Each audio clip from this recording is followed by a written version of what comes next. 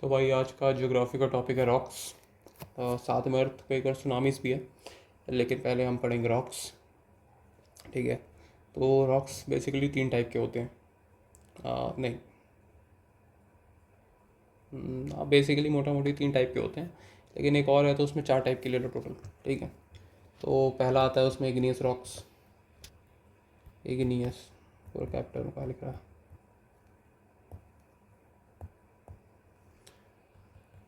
Igneous rocks. ठीक है। ये पहले टाइप के रॉक्स होते हैं।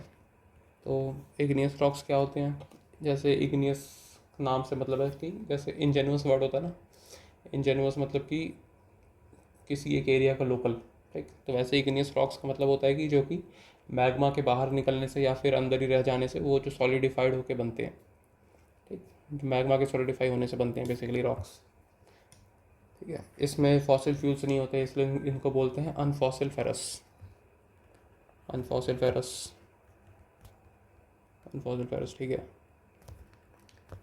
Made by magma. मैग्मा को बोल दो। ठीक है। इसमें भी 2 टाइप के होते हैं रॉक्स। एक हो गया अपना इंट्रूसिव इग्नियस। इंट्रूसिव, एक इंट्रूसिव इग्नियस, और दूसरा होता है अपना extrusive. Extrusive igneous.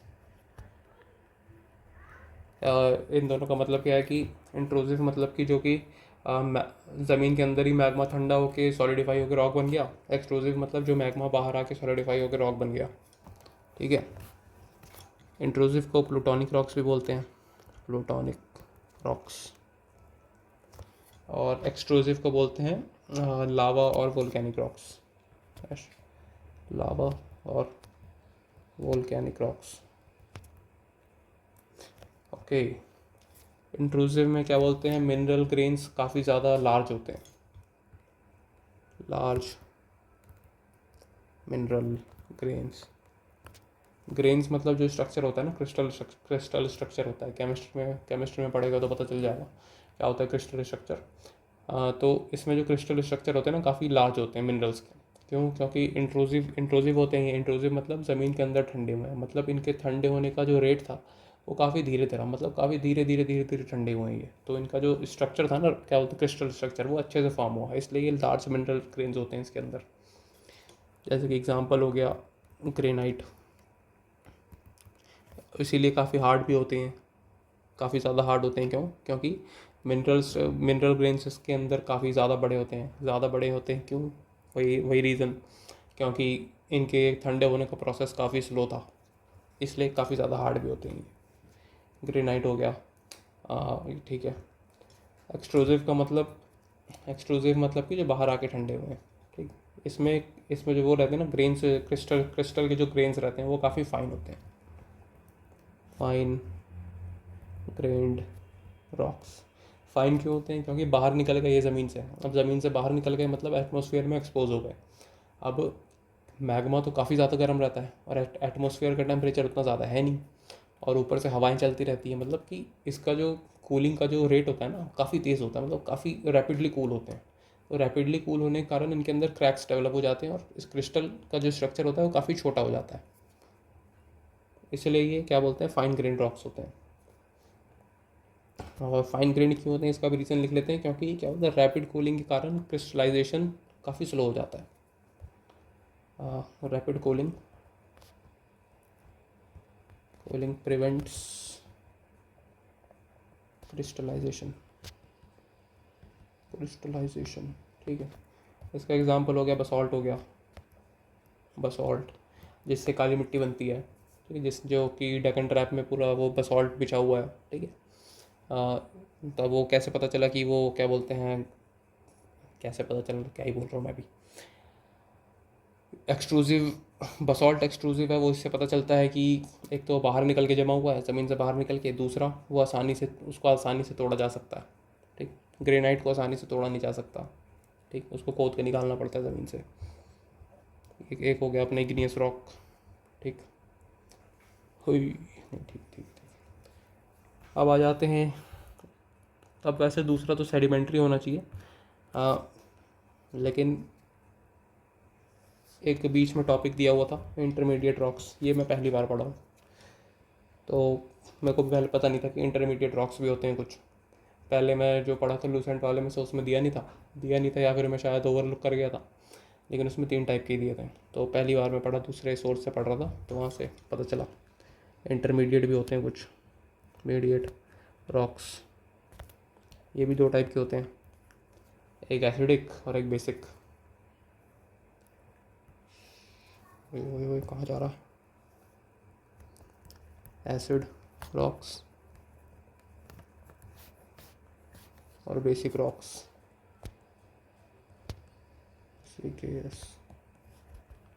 Acid rocks और बेसिक रॉक्स में क्या मतलब है?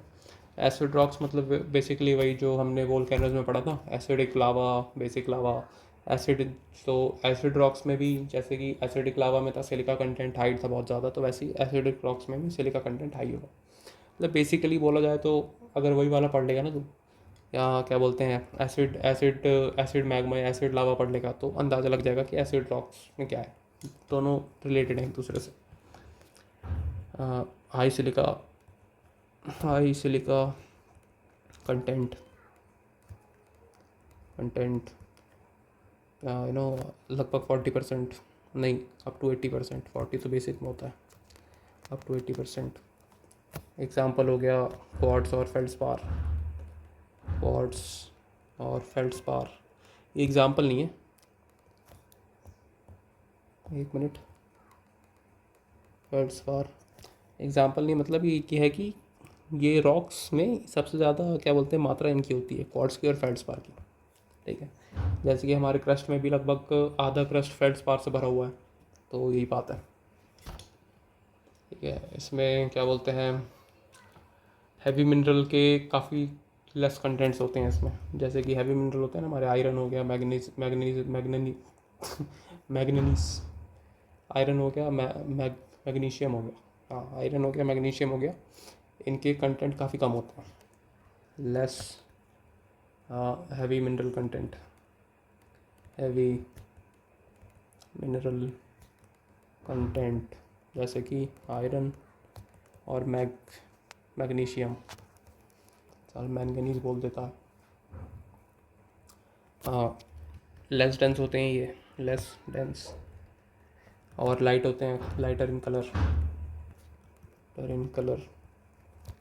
लेस डेंस क्यों होते हैं? क्योंकि ये हैवी मिनरल कंटेंट कम होता है। लाइटर क्यों होते हैं? क्योंकि आयरन मैग्नीशियम नहीं होता इसमें, इसलिए तो इनका रंग हल्का होता है, ब्राइट से होते हैं, हल्के हल्के। और क्या था ये, हाँ वो ज़रूरी नहीं है। जो हाई माउंटेन्स होते हैं ना, ताकि ऊंचे ऊंचे पहाड़ होते हैं, वो बेसिकली एसिडिक रॉक से बने हुए रहते हैं। तो सारे नहीं, लेकिन फिर भी कि हार्ड होते हैं भाई। कौन सा बच्चा घूम रहा भाई यहाँ पे? हार्ड, कॉम्पैक्ट और बड़े बड़े होते हैं, काफ़ी मैसिव। ठीक है, और ये वेदरिंग के रेजिस्टेंट होते हैं,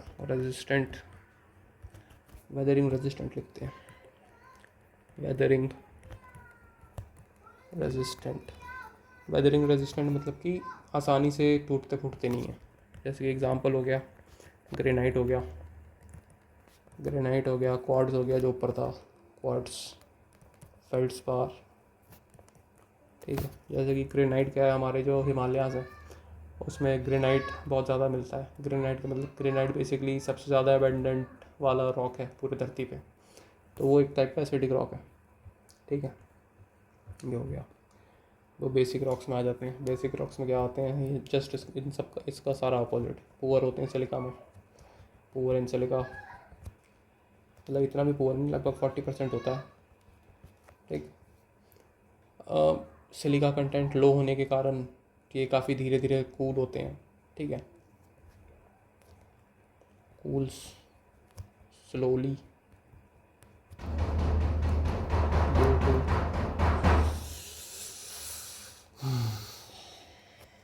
ड्यू टू लो सिलिका। ठीक है, और इसलिए धीरे धीरे क्या बोलते हैं कूल होते हैं, तो इसलिए ट्रैवल भी ज़्यादा दूर करते हैं। That's why travels far, spread far away. Travel करेंगे, ट्रैवल थोड़े करेंगे, स्प्रेड फार अवे। ये काफ़ी ये काफ़ी कंसनट्रेटेड एरिया में होते हैं, ज़्यादा दूर दूर तक नहीं फैले होते ये, क्योंकि जल्दी कूल डाउन हो जाते हैं। ये हो गया, डार्क कलर के होते हैं ये, डार्क कलर। क्यों? क्योंकि मिनरल कंटेंट हाई होता है due to presence of heavy metal, heavy minerals, sorry heavy metal. Example हो गया अपना बसॉल्ट, बसॉल्ट हो गया, और होता है गबरू, गबरू, कैब्रो, और कौन कौन सा था, डोलोमाइट, डोलेराइट, डोलेराइट था, डोलेराइट। ओके, ये हो गए इंटरमीडिएट रॉक्स हो गए। अब भाई साहब आ जाते हैं सेडिमेंट्री पे। थोड़ा दूर आ जाओ, थोड़ा दूर आ जाओ भाई। इंटरमीडिएट पर क्या हो गया इसको,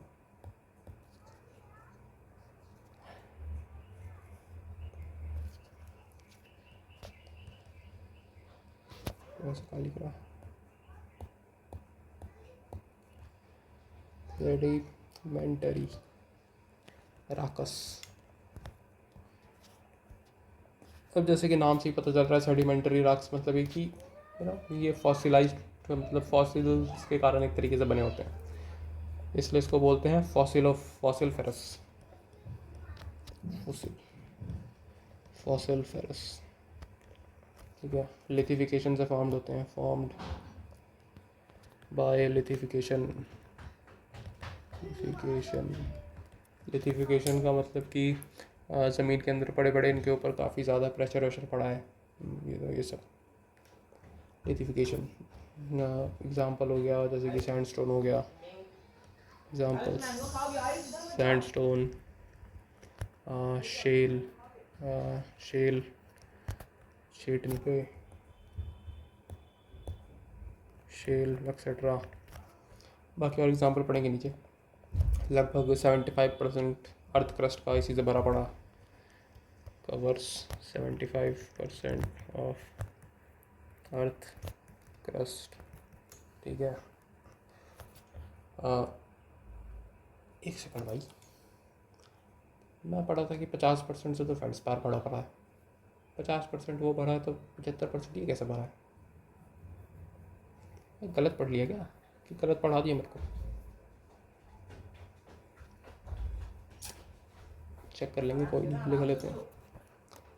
ठीक है, इसमें एक होता है टिल, टिल, टिल बोलते हैं, या फिर tillite, tillite, tillite, tillite.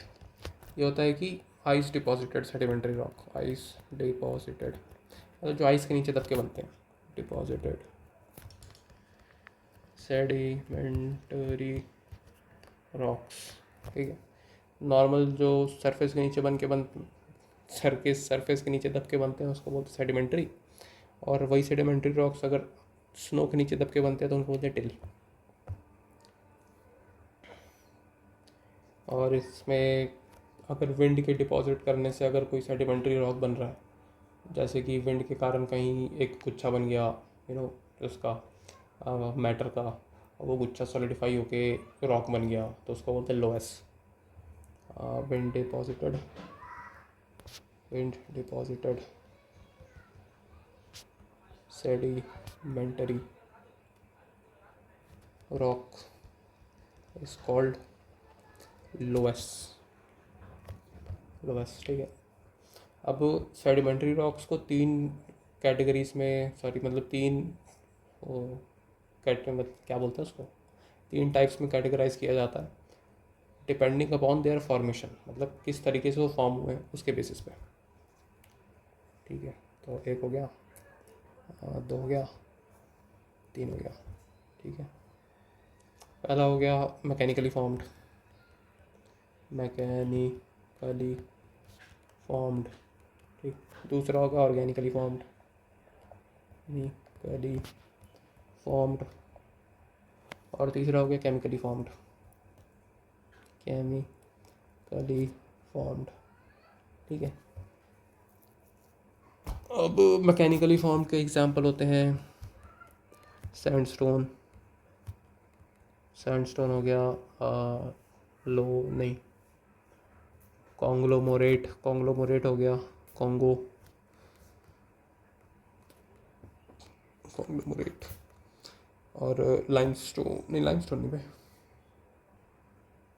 Limestone तो ऑर्गेनिकली का था, शेल हो गया, और लोवेस हो गया, लोवेस मैकेनिकली फॉर्म्ड हो रहे हैं ना, इसलिए।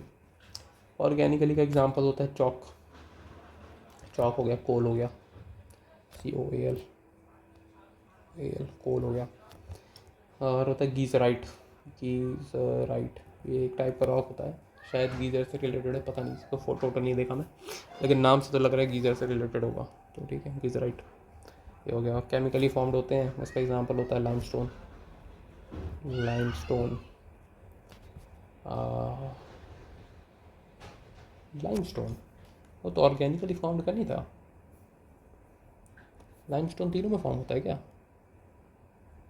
मैं पढ़ा था, मेरे को याद तो आया था उस समय, तो रट लिया भाई, तो रट लिया, पढ़ा नहीं भाई, रट लिया। भाई थू है तेरे ऊपर भाई, छी। लाइमस्टोन मिटा देते हैं भाई, चेक कर लेंगे क्या सिस्टम है इसका, इसीलिए भाई, इसीलिए रिवीजन बहुत ज़्यादा ज़रूरी है, देख रहा है, मैं तो याद करके निकल जाता, पता भी नहीं चलता, नोटिस भी नहीं करता। हेलाइट था इसमें, एक तो हेलाइट था, और एक था पोटैश, पोटैश होता है ना, पोटैश एलम, फिटकरी, वो होता है केमिकली फॉर्म्ड। अब होगा, मतलब पता नहीं भाई कैसे कैटेगराइज करते हैं कि ऑर्गेनिकली है कि मैकेनिकली है, मेरे को तो समझ में नहीं आता। पर मैकेनिकली वाला जो फॉर्म हो रहा है वो तो केमिकली वाला भी तो वैसे ही फॉर्म हो रहा होगा, ज़मीन के नीचे दब के, हो सकता है इसमें केमिकल इंट्रोड्यूस हो जाते होंगे, हो सकता है, मैं तो अंदाज़ा ही लगा सकता हूँ, बस मेरे को क्या पता। ऑर्गेनिकली फॉर्म्ड क्या है, मतलब ऑर्गेनिक मैटर कुछ आता है इसमें, जैसे कोल तो उससे बनता है ना, ये फॉसिल फॉसिल वॉसिल से, हाँ तो हो सकता है ऑर्गेनिकली फॉर्म्ड, सही बात है, ठीक है ठीक है ठीक है भाई, हो सकता है, समझ में तो आ रहा है धीरे धीरे। ये हो गया सेडिमेंटरी, सेडिमेंटरी के बगल में लिख लेते हैं मेटामॉर्फिक, मेटा मॉर्फिक, रोकस, मेटामॉर्फिक सबसे इजी है, मतलब मेटामॉर्फिक मतलब ये कि ट्रांसफॉर्म हो जाते हैं, ठीक है। जैसे कि कोई सेडिमेंट्री इग्नियस रॉक हो गया, ठीक है, इग्नियस रॉक हो गया, फिर सेडिमेंट्री रॉक हो गया, वो ट्रांसफॉर्म होकर दूसरे रॉक में कन्वर्ट हो जाते हैं, तो उनको बोलते हैं मेटामॉर्फिक रॉक्स। मेटामॉर्फिज्म का मतलब भी ये होता है कि उनका जो क्रिस्टल स्ट्रक्चर है वो रीऑर्गेनाइज हो जाता है, रिक्रिस्टलाइजेशन या फिर reorganization of minerals in a rock due to pressure, volume and temperature, yes, recrystallization, crystallization slash reorganization, organization of क्या था, मिनरल्स, मिनरल्स या फिर मिनरल तो रॉक के अंदर ही होगा ना, ठीक है, minerals occur, occur within rock, a रुक, रुक, due to high pressure, temperature and volume, volume sound वाला वॉल्यूम नहीं भाई, वो मतलब मास वाला वॉल्यूम, ठीक है। ये हो गया,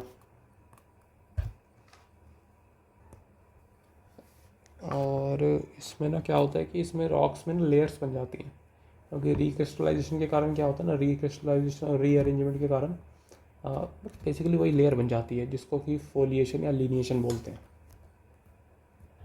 फोलिएशन स्लैश लीनिएशन ओकर्स। पहाड़ों की तरफ जाओगे ना, मैं एक बार गंगोत्री गया था तो वहाँ देखा था नदी किनारे पत्थर पड़े हुए थे, ऐसे ये पत्थर था, जैसे ये पत्थर है कोई, तो इसमें ऐसे लेयर बनी हुई थी, मतलब लाइनें बनी हुई थी ऐसे तो मतलब बेसिकली वो यही था कि मेटामॉर्फिक रॉक था वो। ठीक है, फॉइलेशन हो गया। क्या फॉइलेशन ऑकर्स, लिखते थे क्या होता है फॉइलेशन ऑकर्स, ऑकर्स का के लिए फॉइलेशन ऑकर्स, ठीक है। फॉइलेशन होता क्या है, you know minerals arranged in layer, minerals arranged in layers, ठीक है, ये हो गया। अब फॉइलेशन में भी एक वो होता है, मतलब बेसिकली क्या होता है ना कि जैसे कि वो आ गया कि दूसरे ग्रुप का मटेरियल आ गया मेटामॉर्फिज्म के टाइम पे, और वो क्या हुआ कि वो असिमिलेट नहीं हो पाया, तो वो ना ऐसे लेयर्स में जम जाता है, थिक और थिन लेयर्स में। तो उसमें भी क्या बोलते हैं, उसको बैंडिंग बोलते हैं, बैंडिंग। फॉइलेशन क्या होता है कि सेम मटेरियल, मतलब सेम मिनरल ऐसे लेयर्स में जम जाए। फॉइलेशन बैंडिंग वो होती है कि दूसरे प्रजाति का मिनरल आके मटेरियल आके थिक और थिन बैंड्स बना दे, ठीक। ये हो गया बैंडिंग था कि minerals of different group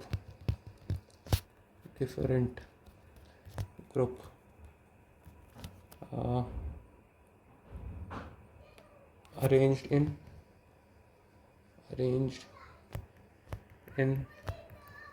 thin and thick layer. Example बना देंगे इसका, मस्त मजा आएगा। ये रहा पत्थर, ये रहा एक और पत्थर, ठीक है। तो इसमें ऐसे ऐसे ये लेयर है, इसमें ऐसे लेयर है, एक ये थिन, ये हो गया थिक, फिर ये थिन, थिक का तो जगह ही नहीं बचा। ये हो गया मेटामॉर्फिज्म। एग्जाम्पल तो लिख लें, एग्जाम्पल होता है इसका ग्नेस, GNEISS, ग्नेस। किससे बना है, ग्रेनाइट से। और था मार्बल, ये किससे मेटामॉर्फिज्म होके बना है, लाइमस्टोन से, ठीक है। क्वार्टजाइट भी यही होता है, ये किससे बना था, क्वार्टजाइट, इसका भूल गया मैं किससे बना था, इसको लिख लूँगा बाद में। एक स्लेट भी होता है और एक शिस्ट भी होता है, ठीक है। ये सारी चीज़ें होती हैं, इन तीनों का भूल गया मैं, ये दोनों याद था मेरे को, बाकी देख लियो भाई कैसे था, ठीक है। थोड़ा छोटा करो, सजा लें, सवार लें इनको। रॉक भाई, दारुक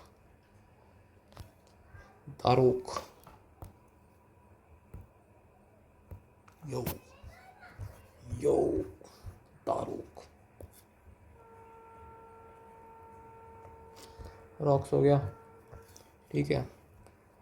अब रॉक्स हो गया तो अब आ जाते हैं अर्थक्वेक्स पे। RTHQUAKE, earthquake.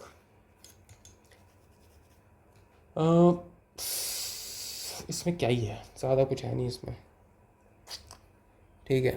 तो अर्थक्वेक क्या होता है, सबसे पहली बात तो, ठीक। तो जैसे कि ये है लैंड मास है, ठीक है। ये हो गई अपनी फॉल्ट लाइन जा रही है। यहाँ पे क्या हुआ कि ज़मीन पर लगा के कुछ क्रांतिकारी करना है, ठीक। तो यहाँ पे इसने धमाका कर दिया, धमाका नहीं मतलब यहाँ पे क्या बोलते हैं, झटका लगा। ऐसा हो सकता है कि ये उठा हुआ था, एक ये ऊपर वाला ये नीचे घुसा हुआ था, दोनों आगे टकरा गए, तो वहाँ से झटका, प्रेशर रिलीज़ हुआ, ठीक है।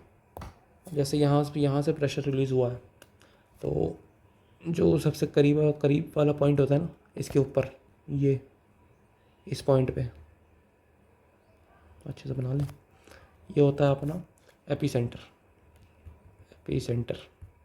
भाई लाइट चली गई, कितनी लाइट जाएगी भाई आज। ये होता है अपना जहाँ पे ओरिजिनेट हुआ है, वो होता है हाइपोसेंटर या फिर फोकस।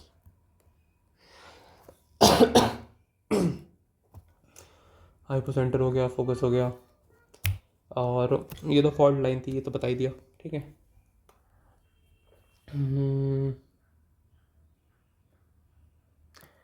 इसमें होती है एक आइसोसेस्मिक लाइन, आइसोसेस्मिक लाइन क्या होती है कि सरफेस पे सेम इंटेंसिटी के, जैसे ये यहाँ पे तो ज़्यादा इंटेंसिटी होगी खैर, जैसे कि ये सरफेस है ना, तो यहाँ पे ऐसे सेम इंटेंसिटी के अलग अलग जगह पे इंटेंसिटी सेम होगी, तो अगर वो उनको एक लाइन ज्वाइन कर रही है तो उसको बोलते हैं isoseismic line. Isoseismic line, a line connecting line connecting all points of same intensity, नहीं ऑफ नहीं भाई, वेयर इंटेंसिटी इज सेम, और points where intensity is same. ठीक है, इसमें दो चीज़ें होती हैं, एक होता है फोर्स शॉक, एक होता है आफ्टर शॉक। तो नाम से ही पता चल रहा है, फोर्स शॉक यानी कि बोलते हैं भूकंप के आने से पहले के झटके, आफ्टर शॉक मतलब भूकंप के आके चले जाने के बाद के झटके। जैसे कि ये ग्राफ बनाते हैं, ठीक है, जैसे कि ये है इंटेंसिटी, क्या बोलते हैं उसका ग्राफ, अर्थक्वेक की इंटेंसिटी का ग्राफ। यहाँ पे इस पॉइंट पे आया है रियल अर्थक्वेक, ठीक है, तो इससे पहले जो हल्के हल्के झटके हैं ना, इनको बोलते हैं फोर्स शॉक, और इस हाईएस्ट पॉइंट के आने के बाद जो हल्के हल्के झटके आते रहेंगे उसको बोलते हैं आफ्टर शॉक। ठीक है, ये है अर्थक्वेक का ग्राफ। वैसे ये होता नहीं है, मैं समझने के लिए बना रहा हूँ अपने लिए। ठीक है, ये हो गया अर्थ आफ्टर। एक होता है, इसमें होता है स्वार्म्स को वो होता है कि बहुत सारे छोटे छोटे अर्थक्वेक किसी एक छोटे से जगह में आ रहे हैं महीनों महीनों के लिए। ठीक है, जैसे जैसे हुआ था ना, कोविड के टाइम हुआ था, नहीं वो तो हर जगह आ रहे थे। जैसे दिल्ली में शायद मुझे याद है कोविड के टाइम पे महीने में शायद कुछ 4-5 महीने में ही ऐसे कुछ अर्थक्वेक आ गए थे। खैर वो तो बहुत कम है, लेकिन बेसिकली स्वॉर्म्स क्या होते हैं ना, वो वोल्केनिक एरिया के आसपास होते हैं, ऑकर्स नियर नहीं भाई, नियर वोल्केनिक एरिया के आसपास। क्यों? क्योंकि वोल्केनिक एरिया के नीचे ना वोल्केनिक एक्टिविटी हो रही होती है बहुत ज़्यादा, तो उसी के चक्कर में छोटे छोटे जो अर्थक्वेक्स आते हैं वो होते हैं बेसिकली स्वॉर्म्स। लार्ज नंबर, एग्जाम्पल में तो लिख लें, sorry definition, large number of small earthquakes for months। ठीक है, अब ये पढ़ लिया क्या होता है, तो इसमें कॉजेस पढ़ लेते हैं। कॉजेस, तो बेसिकली कॉजेस तो दो टाइप के होते हैं, जैसे कि एक हो गया फॉल्ट जोन्स का डिफॉर्मेशन या रप्चरिंग, फॉल्ट जो कि यहाँ हो रहा था, फॉल्ट जोन यहाँ रप्चर हो रहे थे, वहीं वैसे ही कहीं पे डिफॉर्म हो रहे होंगे, तो इसलिए अर्थक्वेक आता है। Fault zone deformation and rupturing. ठीक है भाई, और दूसरा कारण होता है प्लेट टेक्टोनिक्स का मूवमेंट कैसे, तो जैसे रिवर्स फॉल्ट हो गया, रिवर्स फॉल्ट जो हमने फॉल्ट्स में पढ़ा था, याद कर ले साले क्या था, वो था जैसे कि ये था ना, ये ऐसे ये दो प्लेट्स हैं कन्वर्जेंट बाउंड्री पे, तो नीचे वाला उठ के ऊपर चला गया, तो नीचे वाला उठ के ऊपर कब जाएगा, जब एनर्जी बहुत ज़्यादा होगी। ठीक है, तो ये होता है रिवर्स फॉल्ट। इसी बहाने रिवीजन भी हो गया, बहुत बढ़िया। तो कहाँ है, रिवर्स फॉल्ट के कारण हो गया। सबसे ज़्यादा पावरफुल अर्थक्वेक इसी कारण आते हैं, क्यों? क्योंकि अभी बताया एनर्जी बहुत ज़्यादा रिलीज होती है। पावरफुल अर्थक्वेक्स, मोस्ट पावरफुल, अच्छे से लिखो,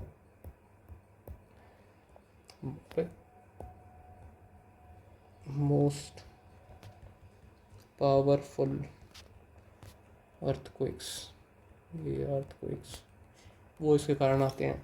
ठीक है, और एक जो कि एक इसमें था कि सैन एंड्रियास फॉल्ट का एग्जांपल दिया हुआ था। हाँ, इसमें था सैन एंड्रियास फॉल्ट एक एग्जांपल था, सैन एंड्रियास फॉल्ट। मतलब ये तो वैसे काफ़ी स्पेसिफिक क्वेश्चन हो जाता है, लेकिन क्या पता भाई, पूछ ले, कोई भरोसा नहीं है, तो नंबर काफ़ी मैटर करता है। अगर उतना नंबर लाना है जितना कि एम किया है, तो ये सब पढ़ना ही पड़ेगा भाई, पढ़ ले साले। सैन एंड्रियास फॉल्ट ये था ट्रांसफॉर्म फॉल्ट। ट्रांसफॉर्म फॉल्ट क्या होता है? ट्रांसफॉर्म फॉल्ट होता है मतलब कि जैसे ये दो लैंड मास है, ठीक है, ये दो लैंड मास है, एक इधर चला गया एक उधर चला गया, मतलब पैरेलली शिफ्ट हो जाते हैं, एक दूसरे की तरफ शिफ्ट नहीं होते या फिर एक दूसरे से दूर शिफ्ट नहीं होते। जो पैरेलली शिफ्ट होते हैं उसको बोलते हैं transform landform, sorry transform fault. Landform बना दे रहा साला। फलूट, फलूट क्या होता है भाई? धीरे लिखो धीरे बोलो, ठीक है, धीरे धीरे प्रैक्टिस करो। FAULT, ट्रांसफॉर्म फॉल्ट ये होता है, ठीक। अब कॉजेस पढ़ लिया, तो अब बारी है पढ़ लेते हैं हम कि अर्थक्वेक क्या ना कैटेगराइज होते हैं डेप्थ के बेसिस पे, ठीक। तो 3 टाइप के होते हैं वैसे। एक होता है अपना शैलो फोकस अर्थक्वेक, ठीक है।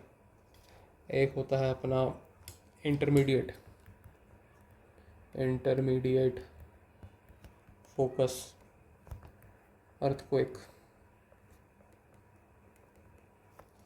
एक होता है अपना डीप फोकस तो ठीक है, तू उधर क्या कर रहा है? Deep focus earthquake. अब जैसे कि नाम से ही पता चल रहा है ये डीप है, मतलब डेप्थ अलग अलग है इनकी। तो शैलो होते हैं 0 से 70 किलोमीटर की डेप्थ तक, ठीक। इंटरमीडिएट होते हैं 70 से 300 300 किलोमीटर की डेप्थ तक। और डीप वाले होते हैं 300 से 700 किलोमीटर, 300 से 700 किलोमीटर की डेप्थ तक इस एरिया में ऑकर होते हैं ये। तो सबसे पहले शैलो वाला देख लेते हैं। तो शैलो वाले को बोलते हैं क्रस्टल अर्थक्वेक्स भी बोलते हैं इनको, क्रस्टल अर्थक्वेक्स, क्रिस्टल, ठीक है, अर्थक्वेक्स। क्रस्टल अर्थक्वेक्स क्यों बोलते हैं? क्योंकि इनकी डेप्थ बहुत कम होती है, ठीक है, एक तरीके से क्रस्ट में ही हो जाते हैं ये, ठीक। और इसमें था कि डैमेज ज़्यादा करते हैं, मोर डैमेज ज़्यादा कैसे करते हैं? क्योंकि इनका जो वो रहता है ना, एनर्जी डायरेक्ट होने का एरिया, मतलब एनर्जी निकल कितनी जगह पर ही है। जैसे कि ये एग्जांपल ये है अर्थ की क्रस्ट, एक अर्थक्वेक यहाँ पे आ रहा है, एक अर्थक्वेक यहाँ पे आ रहा है, तो इसकी जो एनर्जी निकलेगी ना वो बहुत कम एरिया में डायरेक्टेड होगी।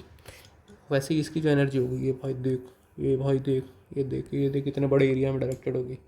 तो ऑब्वियस सी बात है कि इसका जो क्या बोलते हैं, ये जो है ज़्यादा डैमेज करेगा, ये ज़्यादा तेज़ी से उखाड़ देगा, ये हल्का हल्का उखाड़ेगा ऐसे ऐसे ऐसे ऐसे, ठीक है। तो यही बात है, ज़्यादा ही भावनाओं में बह गया।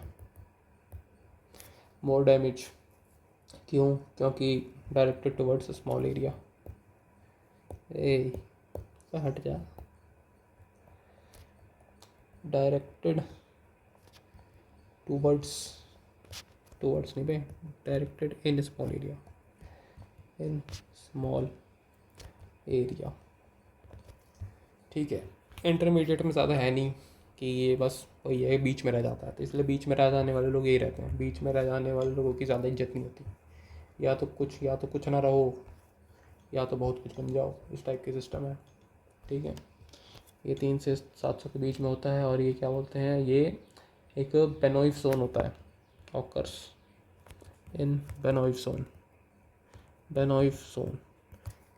जोन बेसिकली वो होता है कि एक सबडक्शन जोन होता है, जो कि टेक्टोनिक प्लेट, जैसे कि एक टेक्टोनिक प्लेट दूसरे के नीचे घुस गया तो वहाँ पे एक बेनोइफ जोन बन जाता है। इसको बोलते हैं वडाती, यस, वडाती बेनोइफ जोन। ये क्या होता है basically, subduction, zone of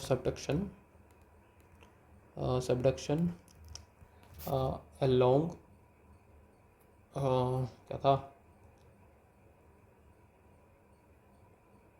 zone of subduction, हाँ ठीक तो है, बस ठीक है भाई, जोन ऑफ सबडक्शन ठीक है। मोस्ट पावरफुल अर्थक्वेक्स यहीं पे निकलते हैं, most powerful earthquakes occur in this zone। ये जो है डीप फोकस वाले, ये ज़्यादा डैमेज नहीं फैलाते, does not cause much damage. ठीक है, अब ये थोड़ा कॉन्ट्रडिक्टरी सी बात नहीं लग रही कि पावरफुल सबसे ज़्यादा है लेकिन डैमेज भी ज़्यादा नहीं फैला रहा।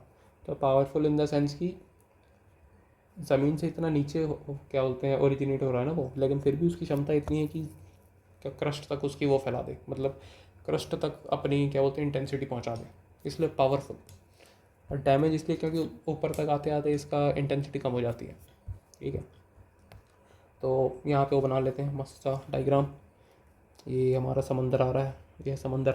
ठीक, ये समंदर से एक लगा हुआ ये है वोल्केनो, वोल्केनिक लैंडफॉर्म। ठीक है, नीचे आ तो अच्छा नहीं लग रहा, ऐसे जा भाई तू। ठीक, कंटिन्यू। और ये आ रहा है हमारा ओशियनिक क्रस्ट, ये आ रहा है हमारा ओशियनिक क्रस्ट। ठीक, और ये घुस गया थोड़ा ज़्यादा ही वो हो गया, ये आया हमारा ओशियनिक क्रस्ट, ये घुस गया ऐसे नीचे। ठीक, इसको यहाँ तक टच करा देते हैं और इसको यहाँ से ऐसे यहाँ पहुँचा देते हैं।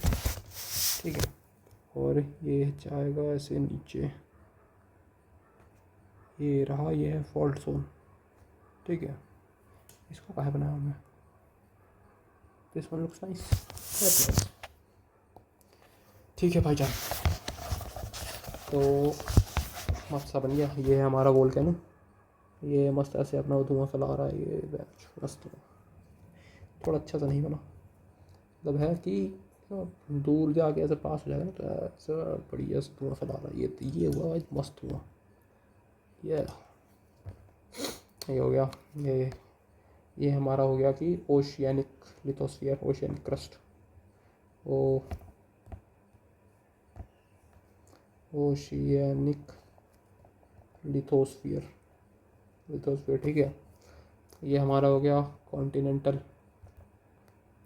Lithosphere, lithosphere. ठीक है, अब हो गया कि अब क्या हो गया, ये जो है ना, ये जो एरिया बनता है, ये जो सबडक्शन जोन के पास जो एरिया बनता है इसको बोलते हैं ट्रेंच, TRENC। जैसे वो पता होगा मरियाना ट्रेंच होता है, जहाँ पे वो गया था टाइटैनिक मूवी का डायरेक्टर, सबसे डीपेस्ट पॉइंट है अर्थ में। अब वो तो नहीं रहा, अब दूसरा भी मिल गया, लेकिन मैरियाना ट्रेंच था वो, ऐसे ही बनता है, एक सबडक्शन जोन के कारण ट्रेंचेस बनते हैं। ठीक है, ये हो गया। थोड़ा कलर चेंज कर लें, कौन सा कलर रखें, नीला, नीला रख लेते हैं। ये जो जोन होता है ना, ये वाला जो जोन है, इसको बोलते हैं वडाती बेनियोफ जोन, वही जो था अभी पढ़ रहे थे, वडाती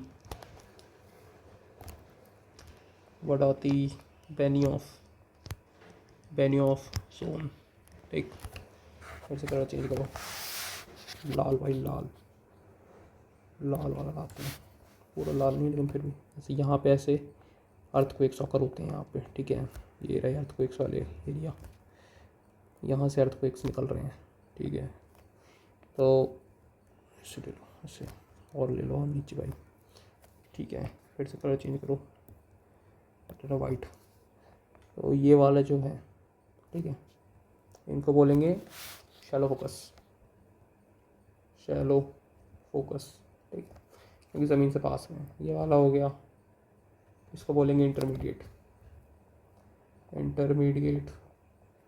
फोकस। ये हो गया डीप फोकस। अभी फोकस क्या है कि फोकस पॉइंट का कितना दूर है ज़मीन से। ठीक है, बस वही बात है। मस्त सा अपना बन गया ये वडाती बेनियोफ जोन। ठीक है, ये हो गया। तो बस इतना ही था। नहीं, रिक्टर स्केल तो भूल ही गया बताना भाई। ओ भाई, रिक्टर स्केल आ जा,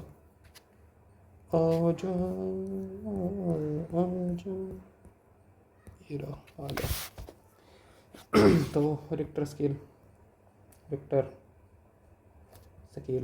स्केल बेसिकली क्या होता है, अर्थक्वेक मेजर करने में काम आता है। तो इसमें ज़्यादा कुछ है नहीं, इसमें बस जानने को यही है कि जो इसमें ग्राफ होता है, जो रिक्टर स्केल का ग्राफ बनता है उसको सीस्मोग्राफ बोलते हैं। ठीक है, और इसमें एक इंटरेस्टिंग पॉइंट ये था कि एक पॉइंट का जो इंक्रीज़ होता है ना रिक्टर स्केल पे, जैसे एक पॉइंट का इंक्रीज़ हुआ तो इसका मतलब होता है कि जो 32 टाइम्स इंटेंसिटी बढ़ गई अर्थक्वेक की। जैसे 4 पॉइंट स्केल का जो अर्थक्वेक है वो 3 पॉइंट स्केल के अर्थक्वेक से 32 गुना ज़्यादा इंटेंसिटी का होगा।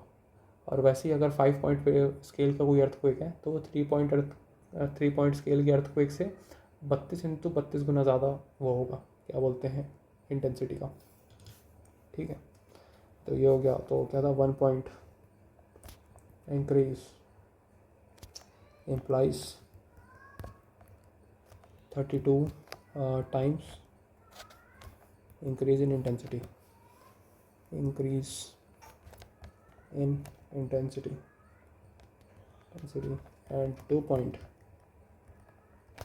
increase implies 1000, क्या लिख रहा भाई, implies 1000 times increase in intensity। ये हो गया रिक्टर स्केल। अब आते हैं सुनामी पे। सुनामी पे ज़्यादा कुछ था नहीं वैसे, लेकिन देख लेते हैं। टस सुनामी गाना आया था ना, ऐसे टुनामी टुनामी बोलता था जिसमें, याद आ गया अचानक से, tsunami tsunami tsunami. Tsunami basically Japanese word है जिसका मतलब होता है harbour wave. Japanese word for harbour wave. ठीक है।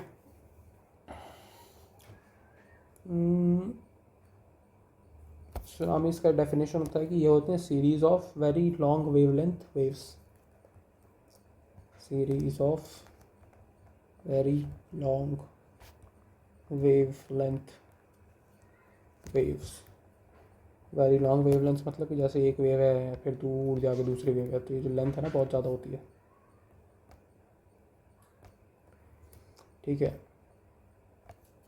इसलिए इसमें क्या लॉन्ग वेवलेंथ के कारण ही इसको एक क्या होता है टाइडल वेव बोला जाता है, called tidal wave,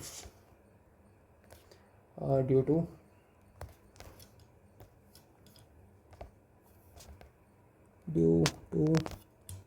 long wavelength.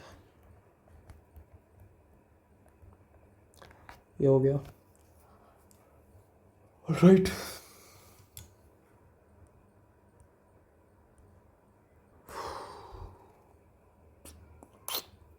और क्या था इसमें, था कि हाँ विथ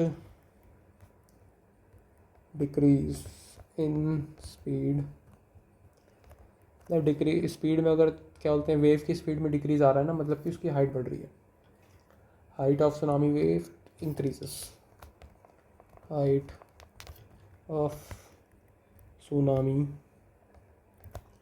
वेव इंक्रीजेस। ये हो गया।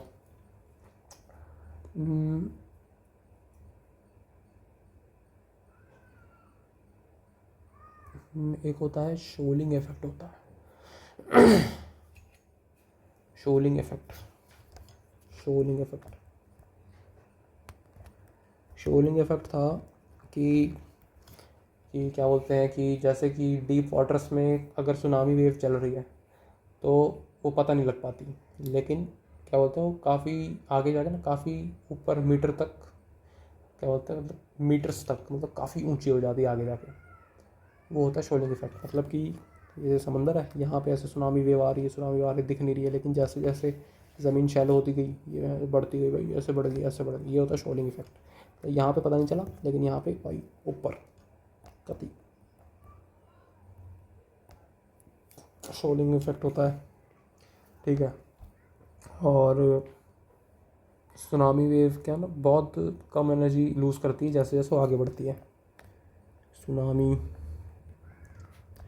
वेव लूजस, इसको बना ही देते हैं, ऐसे ऐसे जा रहा है, ऐसे ये ऐसे बढ़ गया शोलिंग इफेक्ट। ठीक है, लूजस वेरी लिटिल एनर्जी क्या, very little energy while moving, moving due to, क्यों, due to large wavelengths, wavelength, ठीक है। और शिप्स जो होते हैं ना बीच समंदर में, ships in the middle of the ocean,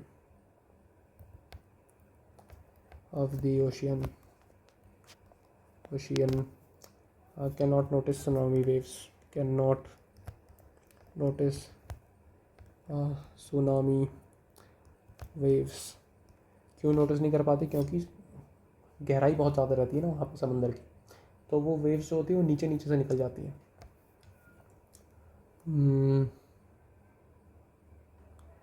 और भाई आखिरी पॉइंट यही है कि जैसे जैसे सुनामी करीब आती है तो शैलो वाटर के शैलो होने के कारण उनकी क्या बोलते हैं हाइट बढ़ जाती है, हाइट और स्पीड भी बढ़ जाती है। When tsunami approaches shallow water, तो उनका एम्पलीट्यूड इंक्रीज हो जाता है basically. So with waters their amplitude increases, मतलब कि क्या बोलते हैं हाइट भी और स्पीड भी इंक्रीजेस। ये हो गया। अब नॉर्मल वेव और सुनामी वेव में डिफरेंस देख लेते हैं, वो थोड़ा ऊपर देख लेते हैं, नीचे खिचड़ी बन जाएगी नहीं तो। नॉर्मल थोड़ा दूर करो, ये रहा, ठीक। नॉर्मल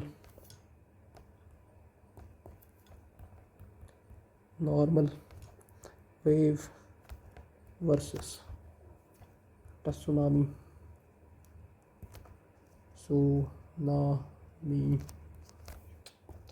अच्छा नहीं लगता है, ऐसे हो जाता है ना,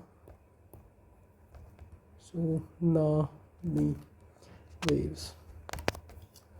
तो इनको क्या बोलते हैं, स्पीड इसकी होती है 8 से 100 किलोमीटर प्रति घंटा नॉर्मल वेव की स्पीड होती है। वहीं सुनामी वेव्स की होती है 800 से 1000 किलोमीटर प्रति घंटा की स्पीड होती है वेव स्पीड। इनका जो पीरियड होता है वेव पीरियड वो होता है कितना, 5 से 20 second apart, 5 to 20 seconds apart. इनका होता है lo and behold 10 minutes to 2 hours apart. 10 minute से 2 घंटे तक का गैप हो सकता है इनकी वेव्स के बीच में। और वेव लेंथ जो होती है, तो पीरियड हो गया, वेव लेंथ होता है ये होते हैं 300 से 600 फीट अपार्ट। ये बड़ी वेव्स की बात हो रही है जो कि नॉर्मल है। सुनामी वेव्स होते हैं कि ये होते हैं कितना, 100 से 500 किलोमीटर अपार्ट, 100 से 500 किलोमीटर अपार्ट, मतलब ये फीट में थे, ये किलोमीटर में। लिख देते हैं यहाँ पे स्पीड, पीरियड और वेव लेंथ, याद रहेगा बाद में। तो बेसिकली इतनी ही चीज़ें थी जो आज मैंने पढ़ी थी। अब अगली बार पढ़ेंगे तो मिलेंगे, आगे का इसमें से चालू करेंगे। आगे कहाँ चालू करेंगे इसमें, जो आगे आएगा देख लेंगे क्या है पढ़ने वाला। तो ये सारी चीज़ें होंगी इसमें। तो इतना दूर करके ऐसा लगता है थोड़ा सही है, पास आते जाओ तो वही बढ़ते जा रहा, सही है।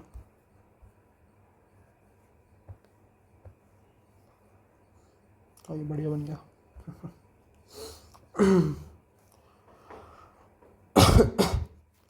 ठीक है।